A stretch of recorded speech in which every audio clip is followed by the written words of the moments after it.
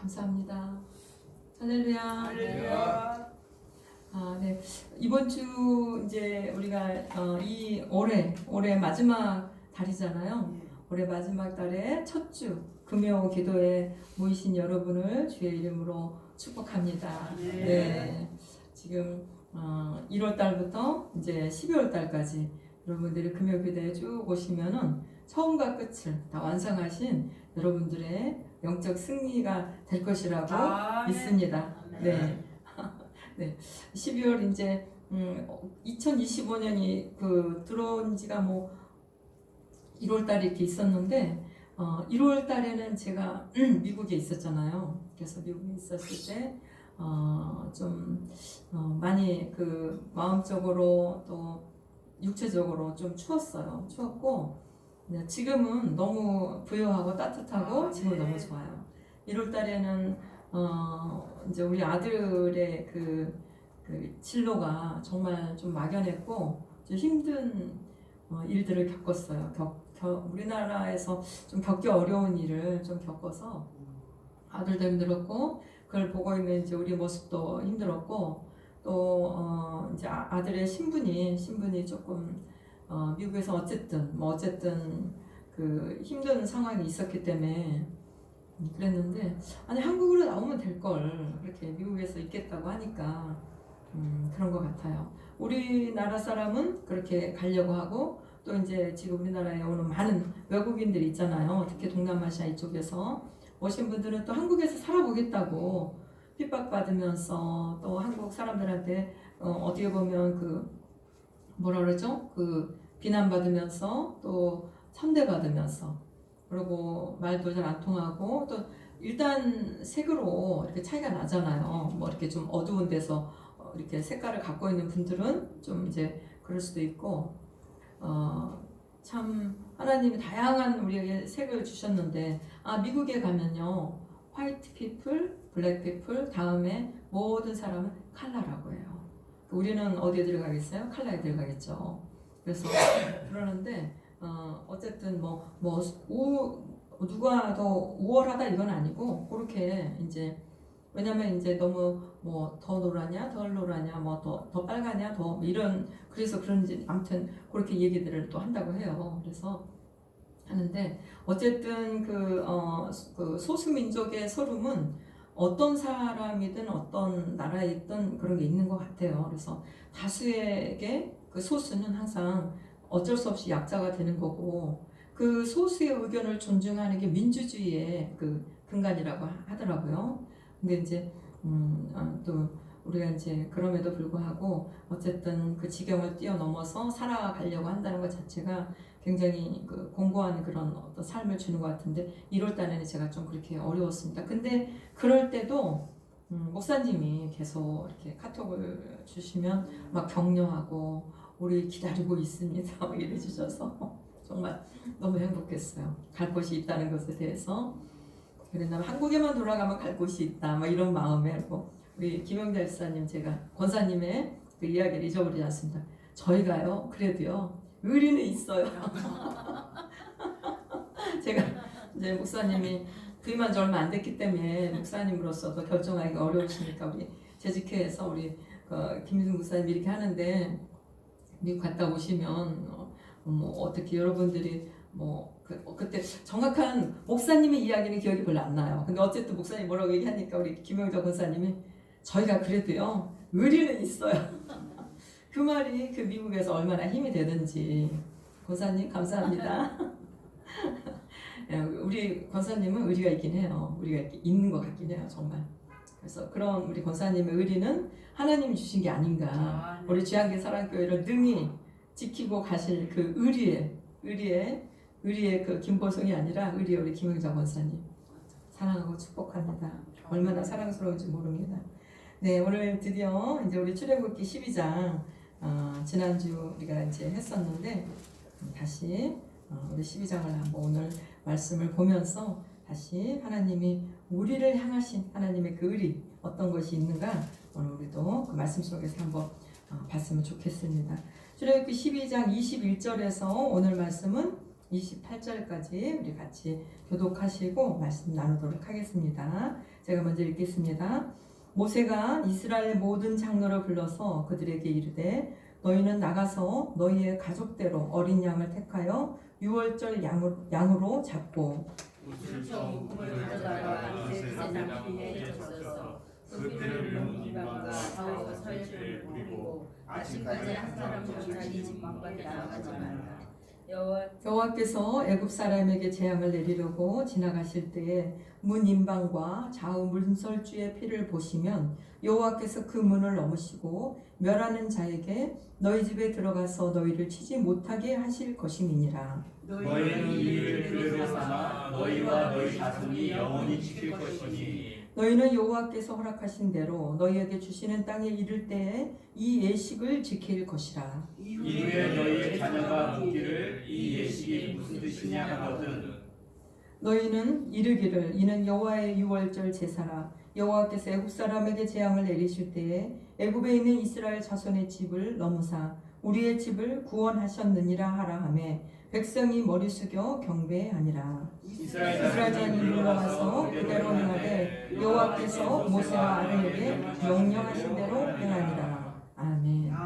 네, 드디어 이제 우리가 그 장자의 죽음을 맞이하는 그런 유월절에 대해서 우리가 이제 지지난주에도 했는데 오늘 이제 드디어 또다시 그 유월절의 이야기가 나오고 있습니다.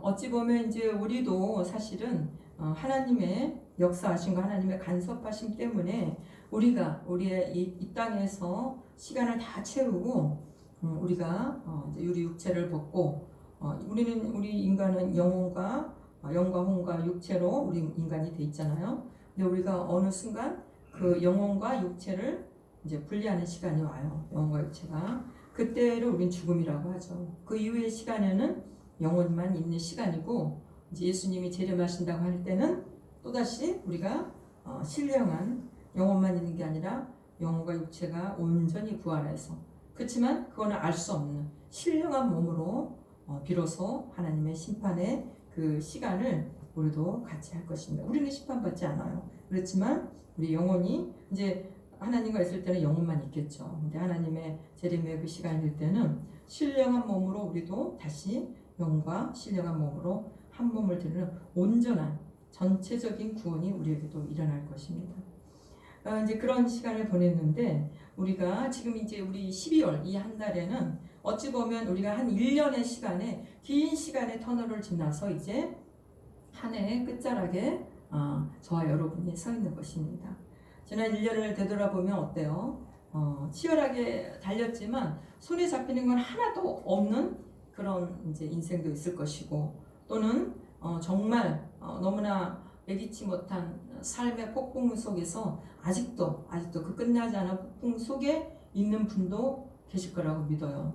그래서 겨우겨우 하루를 버티는 그런 사람도 있을 것이고 또는 이제 지금까지 어떤 삶의 여러 가지 문제들이 해결돼서 지금은 좀 평안한 고요한 시간을 맞이하는 분도 있을 것입니다.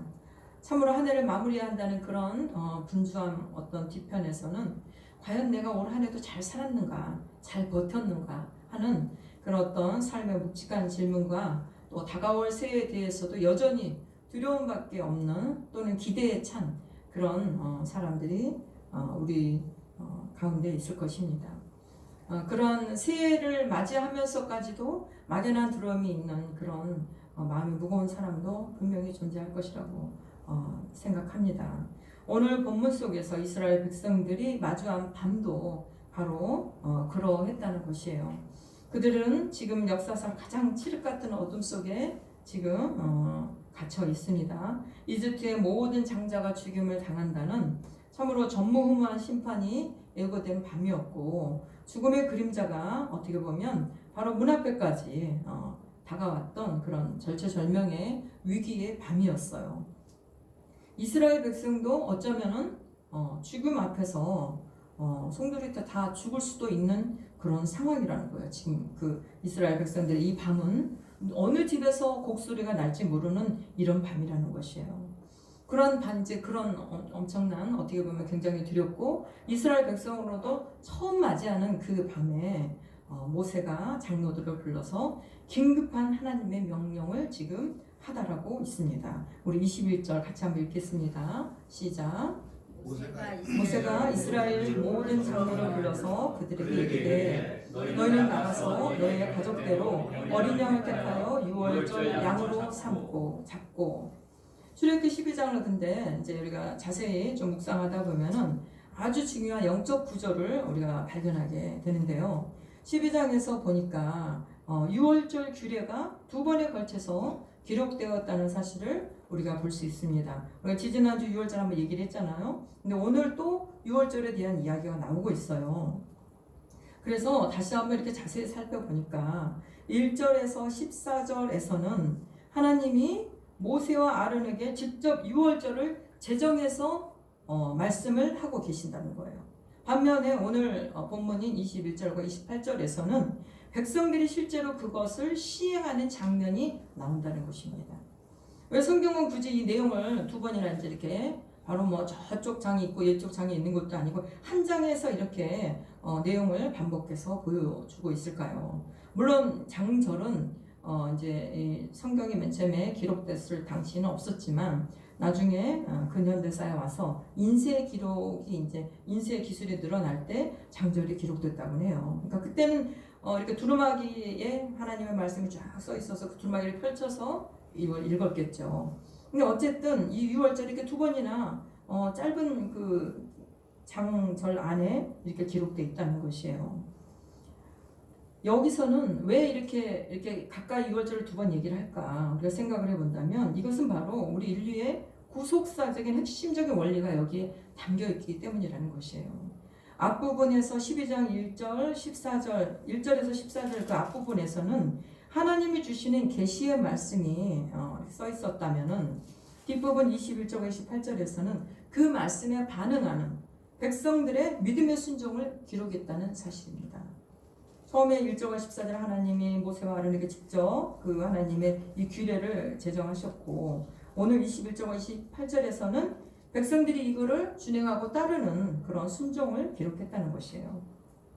이것은 히브리인들의 문화과 신앙에서 우리가 강조하고 있는 이제 그 어떤 틀이 있는데 그것은 바로 명령과 실행이라는 이러한 구조를 히브리인들의 문화과 신앙에서는 나타내고 있다는 사실입니다. 즉 구원은 하나님이 계획하시고 선포하시지만 그것이 내 삶의 실제적인 능력이 되는 것은 백성인 또는 우리가 그 말씀대로 움직일 때 비로소 능력이 되고 힘이 된다는 사실이라는 거예요. 그때가 바로 신학이 삶에서 완성되고 교리가 살아 역사한다는 것입니다. 제가 이제 신대원에 가서 신학 공부를 열심히 막 공부하고 막 언어 공부하고 무슨 이제 맨날 그 레포트 써내니까 레포트 쓰고 하고 막 했는데 이제 저를 아끼시는 한 이제 목사님이 이런 얘기를 하더라고요. 이제 왜냐면 신대원 가서 나이도 이제 좀 어느 정도 있고 신대원을 가니까 나를 써줄 때가 있을까? 내가 가서 하나님의 이를 죽도록 공부한 이 공부를 교회를 항상 우리 학교에서는 모토가 그거였어요. 공부하다 죽는다. 신학을 공부하다 죽으면 순교다. 그런 얘기를 했어요. 그리고 또 하나는 우리가 신학을 하는 이유는 교회를 섬기기 위해서 하는 거다. 신학을 가지고 그래가지고 논쟁하고 예를 들어 뭐를 하는 게 아니라 교회를 섬기기 위해서 신학을 하는 거다. 신학은 교회를 섬기기 위한 것이지 다른 어떤 이유도 있어서는 안 된다. 항상 이게 이제 우리 교수님을 하는 얘기였어요. 그래가지고 신학을 열심히 하다가 막 이렇게 있다 보니까 열심히 이제 공부를 했는데 한 1학년 하반기 가니까 동기들은 막 여기 파트타임 가고 저기 불려가고 막 이러는데 나는 나이 먹어서 날 안 불러주고 내가 공부한 신학을 교회를 섬기고 교회를 돕는다고 했는데 아무데도 갈 데가 없으면 어떡하나 막 이제 빨리 팔려가지 못한 사람들은 막 그런 고민을 하고 있었어요. 그런데 이제 이제 저를 아끼는 한 목사님이 그런 얘기를 하더라고요. 신학을 공부하는 이 신대원 시절은 유한하다. 이 시간에 죽도록 공부하지 않으면 교회 가서 막상 사역할 때 1, 2년 이제 사역하면은 다 밑바닥이 이제 미천이 다 없어져 가지고 괜히 이렇게 그 성도들이 말씀 가르쳐 갈 때 막 헛소리하고 딴소리하고 막 이렇게 한다는 거예요. 그러니까 죽도록 공부할 것이지. 이제 제가 이제 저는 사역직을 아직 정하지 못했어요. 그러니까 내가 우물쭈물쭈물 하니까 걱정하지 말라고. 지금 이 시간은 죽도록 공부하는 시간이다. 오직 이때 공부해라. 이때 막 뭐 사역하고 뭐하고 하면은 신학도 제대로 못하고 사역도 제대로 못하고 그런다는 거예요. 그럼에도 불구하고 이제 뭐 공부를 떠나서 나는 하나님 안 써줄까봐 그게 이제 내 마음가운데 막 두려움이 있었어요. 그러다가 이제 2학년 가기 전에 이제 우리 저기 그 모 교수님이 이제 교수님 교회에서 이렇게 사역하도록 저희를 불러주셔서 영광으로 알고 막 쫓아가서 열심히 이제 사역을 했죠. 열심히 사역하고 그분이 저보고 이제 그 찬양을 왜 이렇게 잘 못하냐 막 고래고래 통성기도를 하면 찬양을 잘하게 된다 막 했던 그 이제 교수님이신데 여전히 그렇게 고래고래 해도 찬양은 여전히 좀 형제님이 도와주지 않으면 찬양을 잘 못하는 어쩔 수 없는 저의 그런 것입니다. 그래가지고 아무튼 이제 그렇게 얘기를 하시더라고요. 그래서 그렇게 근데 이제 그래서 이제 1학년 때는 나는 이제 그 목사님이신 그 교수님 이야기를 듣고 나는 사역 안 나가 공부 열심히 할 거야. 그리고 막 일찍부터 사역하고 있는 동기들을 보면서 저렇게 유한한 시간에 공부를 안 하면 저 사역지 가서 뭘 어떻게 하려고 저럴까 막 이렇게 생각을 했어요.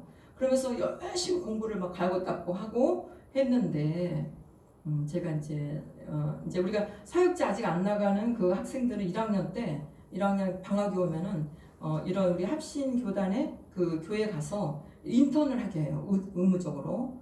그래서 인턴을 하는데 그때 이제 제가 그 신학을 하면서 그 사역을 하고 있는 동기들을 존경하게 됐어요. 사역 현장에 가니까 정말 저 밑바닥 노가대부터 모든 것을 하고 있더라고요. 그래서 여러분 혹시 그런 얘기 아세요? 이렇게 작은 우리 교회 냉장고에 코끼리를 집어 넣을 수 있는 방법 다 아시죠? 넌센스예요. 저기 냉장고에 코끼리를 어떻게 하면 집어 넣겠어요? 교육 전도사를 시키면 됩니다. 네. 그런 얘기를 할 정도로 교회에서 정말 새벽 기도부터 나와서 사역하고 막 꾸벅꾸벅 졸면서 하는 걸 보면서 제가 1학년 때 저 사역 그러니까 그분 사역이 교육 전도사니까 얼마나 뭐 담임 목사님처럼 그렇게 막 정말 대단한 영성이 있고 그러진 않았겠죠. 근데도 제가 그걸 보면서 우리가 그 공부만 한답시고 잘난 찰 것도 아니고 신학하면서 같이 한다고 그 사람들이 부족하는 것도 아니고 제가 사역 현장을 보고서 우리가 갈고 닦았던 신학은 사역 현장에서 완성되는구나 이걸 깨달았어요.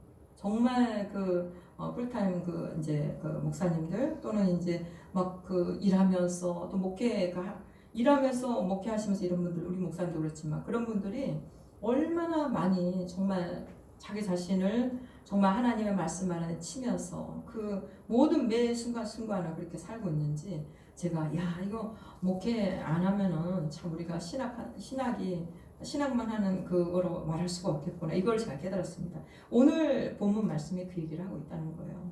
구원은 하나님이 계획하시고 선포하시지만 그것이 내 삶의 실제적인 능력이 되는 것은 백성인 우리가 그 말씀대로 움직일 때 비로소 능력이 되고 힘이 된다는 것이에요. 그때가 바로 신학이 삶이 되고 교리가 살아 역사한다는 것입니다. 여기에 이제 모세는 더 구체적으로 또 다른 명령을 했습니다. 우리 22절 같이 읽겠습니다. 시작. 여호와께서 그 피를 문 인방과 좌우 설주에 뿌리고 아침까지 단 한 사람도 자기 집 문 밖에 나가지 말라. 우슬조 묶음을 가져다가 그 피를 적셔 문 인방과 좌우 설주에 뿌리라고 했습니다. 우슬초는 잡초 같은 식물이에요. 이렇게 막 그 잎사귀가 크거나 이러지도 않고 약간 그 애플민트 뭐 이렇게 민트 있잖아요. 허브 같은 약간 그런 것처럼 이렇게 그 넝쿨이 줄기가 있으면서 이렇게 그냥 돌 틈에 막 이렇게 껴서 있는 것처럼 그렇게 그 약한 그런 식물이에요. 이 우슬초는 히브리어로 에조브라고 하기도 하고 영어로는 히섭이라고 하기도 합니다. 히섭은 강하고 화려한 나무가 아니라 작고 부드러운 이제 이게 복실복실한 그런 잡초 같은 식물이에요. 하나님은 왜 하필 백향목처럼 튼튼하고 멋진 가지가 아니라 꺾이면 금방이라도 부러질 것 같은 이 애저부를 들라고 하셨을까요? 이것은 우슬초가 바로 오늘 이 자리에 앉은 우리를 닮았기 때문에 그렇게 하신 것이에요. 한 해를 치열하게 살아내느라고 지치고 상하고 피곤해 이렇게 절어있는 우리의 모습, 하나님 앞에 내세울 공로 하나도 없는 연약한 우리의 그런 모습을 말하는 것이에요. 이는 하나님이 약한 것을 통해 은혜를 적용하시는 방식을 상징할 때 사용하는 그런 하나님의 은유법입니다. 그리고 모세는 그 우슬초 묶음을 들고 집 밖이 아닌 집 문 앞에 서라고 말했습니다. 고대 근동에서나 지금도 문은 안과 밖을 나누는 경계이자 그 집주인의 권위가 미치는 곳이라는 것입니다. 그날과 이집트의 화려한 왕궁 문도 견고한 요새의 문도 죽음을 막을 수는 없었어요. 세상의 그 어떤 권력도 돈도 지식도 다가오는 심판 앞에서는 무용지물이라는 것입니다. 지금도 마찬가지예요. 지금도 아무리 권세가 있고 아무리 돈이 많고 아무리 아름답고 멋져도 하나님의 나라에 가는 것은 예수님을 통하지 않고서는 아무 소용이 없다는 것입니다. 자, 생각해 보세요. 하나님이 말씀하셨고 드디어 어린 양을 잡았습니다. 그러나 그 피가 그저 그릇 안에만 담겨 있다면 아무 소용이 없다는 것이에요. 그 피가 문설주에 발라지는 그 순간, 즉 하나님의 말씀이 나의 순종과 결합되는 그 순간에만 구원의 효력이 나의 인생에 그리고 나의 삶에 발생한다는 것입니다. 종교개혁자 칼빈은 이 장면을 두고 이렇게 통찰했습니다. 하나님이 명령하신 대로 행하는 것이 곧 구원의 표지를 누리는 것이다 라고 종교개혁자 칼빈은 그렇게 얘기했습니다. 하나님은 천사를 시켜서 집집마다 피를 발라주지 않으셨어요. 떨리는 손일지라도 또 둔탁한 몸짓이라도 가장 연약한 식물인 우슬초를 들어 백성들이 직접 피를 찍어 발라야 했습니다. 이스라엘 백성들에게 이 행위는 단순히 하라고 해서 하는 것이 아니었겠죠. 그렇지 않습니까? 어떻습니까? 그날 밤 이걸 안 하면 어떻게 돼요? 어떻게 됩니까? 죽게 되는 거죠. 사느냐 죽느냐의 문제였다는 거예요. 우리 이영구 목사님 지난번에 그런 얘기 하셨던 것 같은데 지금 당장 예수님을 믿지 않고 예수님 영접하지 않으면 지금 당신은 죽습니다라고 하면은 어떻겠어요? 안 믿을 사람이 없죠. 바로 그날 그 밤에 이스라엘 백성들은 정말 자신들이 죽느냐 사느냐의 문제 앞에 드디어 있었다는 것입니다. 하나님의 말씀대로 하면 살고 말씀대로 하지 않으면 죽는다는 처절한 믿음의 행위였고 자신들이 믿는 만큼 움직였기 때문에 바로 그들의 신앙 고백을 표현하는 것이었어요. 그리고 이제 이렇게 하고 난 백성들의 그 순종 앞에서 놀라운 일이 벌어집니다. 우리 본문 28절 다 같이 함께 읽겠습니다. 28절 시작. 이스라엘 자손이 물러가서 그대로 행하되 여호와께서 모세와 아론에게 명령하신 대로 행하니라.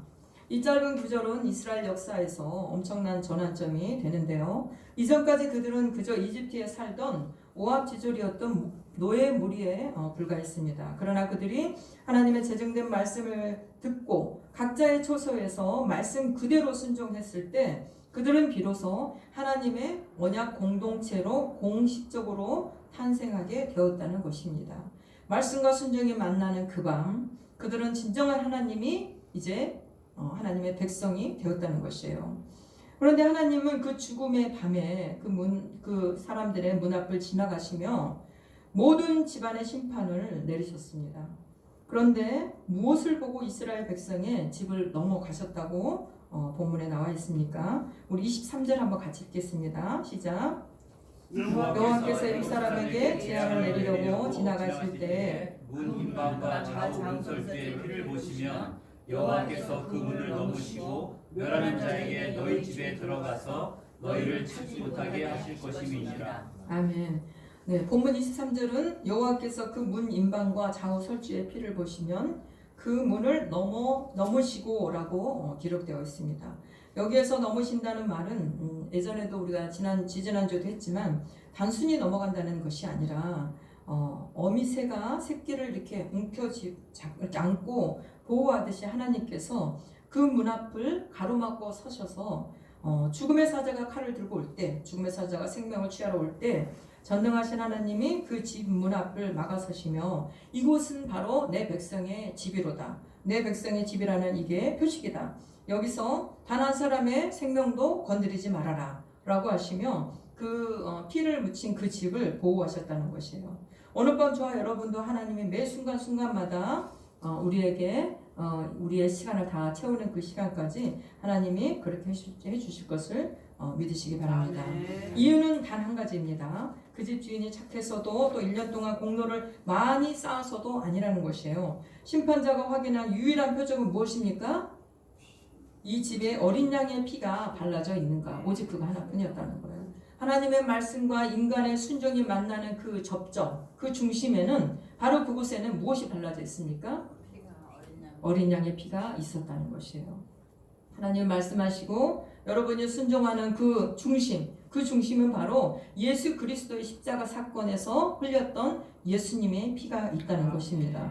고린도전서 5장 7절은 우리의 유월절 양 곧 그리스도께서 희생되셨느니라. 바로 예수 그리스도께서 우리에게 유월절 양으로 희생되셨기 때문에 그 예수님의 십자가 사건을 고린도전에서 말한 것처럼 우리에게 그 예수 그리스도의 십자가의 피가 우리에게 발라져 있다는 것입니다. 사랑하는 우리 주양계 사랑교회 여러분, 한 해를 마무리하는 오늘 밤 우리는 다시 한번 이 진리 앞에 다시 한번 서야 할 것이라고 믿습니다. 지난 1년을 돌아볼 때 후회와 아쉬움 그리고 여전히 해결되지 않은 죄의 문제가 우리를 괴롭힐 수도 있습니다. 세상은 자꾸 우리에게 자격을 묻습니다. 당신은 올해 얼마나 성과를 거뒀습니까? 당신은 얼마나 회사에서 능력을 발휘해서 이제 승진을 할 수 있겠습니까? 당신은 올 한 해 동안 계획한 돈을 다 모으셨습니까? 라고 세상은 우리에게 자꾸 세상의 그 줄로 자꾸 우리를 자격을 물어보곤 합니다. 그러나 하나님은 오늘 우리에게 딱 하나만 확인하신다는 사실이에요. 무엇입니까? 여러분의 인생 문설주에 오늘 또 예수님의 피가 마르지 않고 남아있느냐, 발라져 있느냐, 이거를 하나님은 전능하신 하나님, 생명의 주관 되신 하나님은 오직 그 하나를 묻는다는 것이에요. 요한일서 1장 7절은 이렇게 약속합니다. 그 아들 예수의 피가 우리를 모든 죄에서 깨끗하게 하실 것이요. 아멘. 우리가 오늘 이 금요 기도에 모인 것은 단순히 한 해를